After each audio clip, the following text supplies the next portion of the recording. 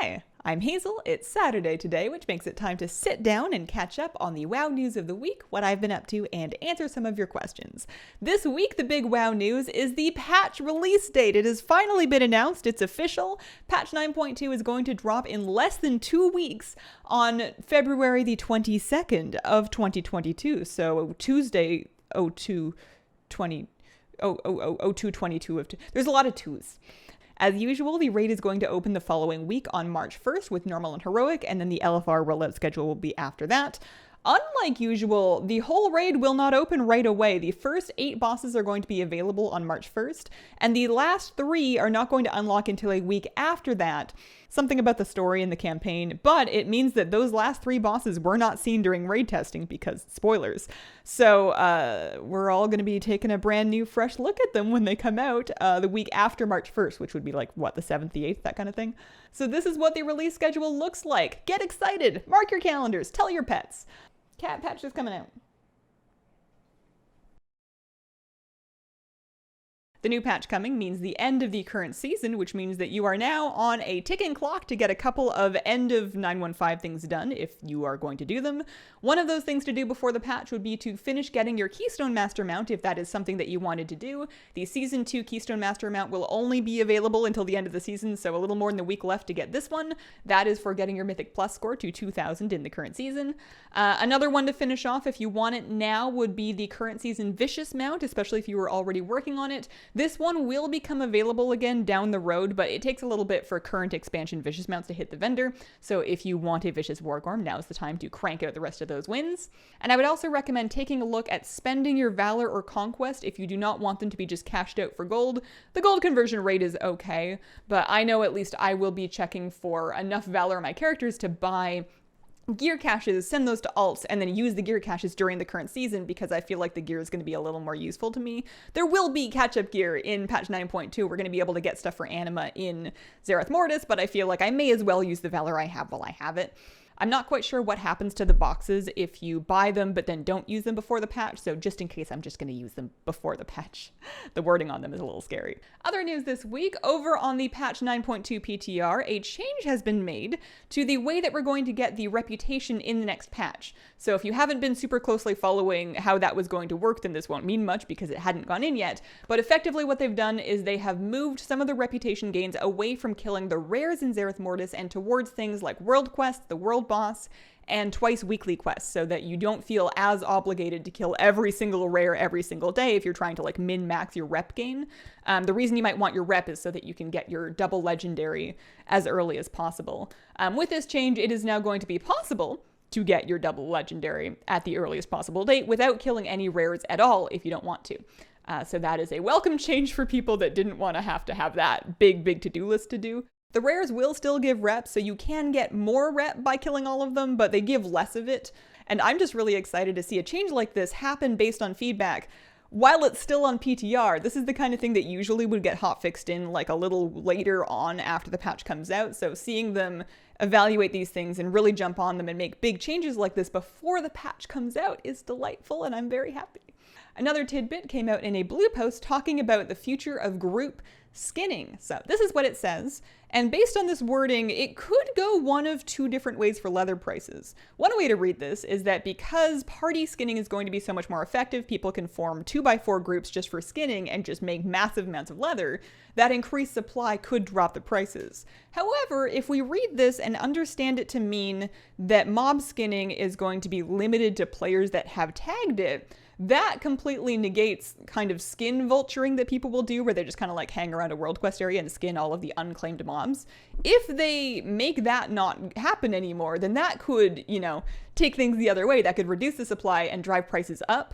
I'm not sure that that is what this means, just because that would make people quite upset. I feel like they tried to do that before once, like a long time ago, and then they reverted it. But we will see. In any case, if you're skinning in a group and your friend is also a skinner, you don't have to be fighting with your friend. Another quality of life change coming in 9.2 we found out about this week is account-wide Soul Cinders, kind of. You know how you can buy caches of Soul Ash on Bonesmith at Korthia and then mail them to your alts so that your alts can make legendaries? They're doing that, but with Soul Cinders. So there's going to be a cache of Soul Cinders that you can buy at Bonesmith exactly the same way as the Soul Ash, and just the same as the Soul Ash, there's going to be a little bit of a Soul Cinders loss when you send Soul Cinders over this way. But this is a very nice thing to have, especially if you are making new legendaries, you're getting alt set up with legendaries in the patch. You're not going to need Soul Cinders to upgrade like a rank 6 legendary to rank 7, but if you're making a brand new one, you're still going to need them to get it to rank 6, or indeed to make a brand new rank 7. It'll still require the same amount that it would have, so nice that we can squeeze them around. And in Live WoW this week, the Love is in the Air holiday has officially begun, which means the scramble for the mount, the X45 Heartbreaker mount, formerly known as the Love Rocket, is once again available to farm, once again for a disgustingly low drop rate. You are eligible to get the mount to drop out of the heart-shaped box that you get once per day per character from doing the Crown Chemical Co. on any character level 50 or higher. It's open to 50s or higher, so if you have lots of 50s, feel free to throw them all at Crown Chemical every day. I'm throwing a few of them at Crown Chemical every day. Trying is kind of a strong word. I think the only way that I'm getting the Heartbreaker mount is if it kind of happens to me by accident. I queue Crown Chemical if I'm like waiting for a rare to spawn or something, but I'm not gonna... I got like 26 alts. I'm not gonna do that every day. Like the fact that if I could do it every day on 26 characters or like even 50 and then feel like I had a pretty good chance of getting the mount within one event, then I would clear the schedule, maybe, and do that. But it doesn't even give you that good of a chance because of how low the drop rate is. So best of luck to anybody farming the mount. You're gonna need it. As for what I have been up to this week, I have been doing a little bit more gold farming here and there. My current running gold count is at 443k as of this particular moment. I don't remember how much I had last week, but I feel like I've gotten somewhere. I've been selling a lot of potions and food, and I think I may end up selling more potions as people kind of try to do their last-minute Keystone Master pushes, so that's good. What else did I get gold from? Callings. Ooh, mission tables. I've started doing mission tables again, and those spit out a reasonable amount of gold, especially if you're doing them on alts. I didn't used to have enough anima to run missions on all of my alts, but now that I'm using my alts to camp rares to try to get mounts, those rares also give anima, so everybody's kind of stocked up again. And questions for this week. Daniel wants to know, in anticipation of cross-faction, I am finally going to level some Horde alts. Which are your favorite Horde Heritage Armor sets?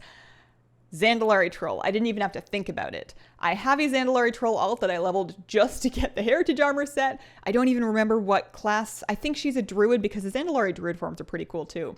But she's wearing the Heritage Armor and she will do so until the end of time. It's so cool. And then 2Ds wants to know, I remember ages ago you did a series about choosing between YouTube gaming streaming and Twitch streaming. With the kind of recent rush of creators from Twitch to other platforms, would you be interested in revisiting this topic? And if not, what are your thoughts on that currently? So I may or may not go back and do another video on that. I think it's an evolving thing, but I think right now YouTube has the strongest benefits to offer creators, and it's the most functional of the other streaming platforms that I've seen, and it has the most features to kind of compete with Twitch. But Twitch has Twitch Prime, and Twitch Prime is a huge source of revenue for Twitch partners. And without that, it's very hard for YouTube to compete. Like, you can easily get more viewers on YouTube, especially if you have a YouTube channel.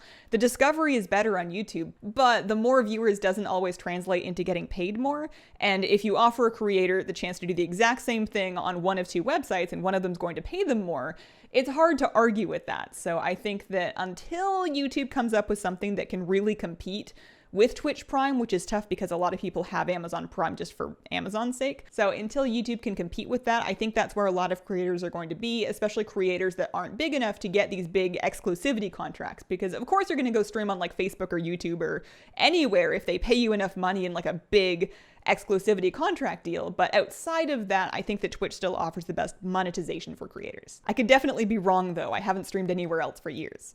And Justin wants to know, regardless of how an expansion played out for its lifetime, what expansion did you enjoy the launch of the most? What was your favorite 0.0 patch? So, thinking about it, especially when you tune out the baggage of how the rest of the expansion went, Warlords of Draenor had the best launch tuning out the baggage of how the launch issues went. Outside of launch issues, the first patch of Warlords of Draenor was so much fun, and that was probably my favorite expansion launch because the leveling was incredible. The garrisons had a ton of features that were really exciting and fun when you were like leveling them up and, you know, like capturing all the stable creature mounts and, you know, getting your profession stuff all set up. That was really cool. Gearing up in the dungeons before the raid came out was super fun. All of the zones were just packed to the brim with treasures and rares, and it felt like a gigantic expansion's worth of the Timeless Isle at first. It was later, after you had done all of that and realized that you'd kind of run out of things to do and reasons to do them, that it kind of lost its vibe a little bit, especially when you were in your garrison, you never really saw anybody else. But that first patch after they made the servers playable was awesome. And that has been my week. Thank you very much for watching. If you have a question for one of these, please pop it in the comments and include the word question to help me find it. Thanks for watching, and I hope you have a wonderful, wonderful day.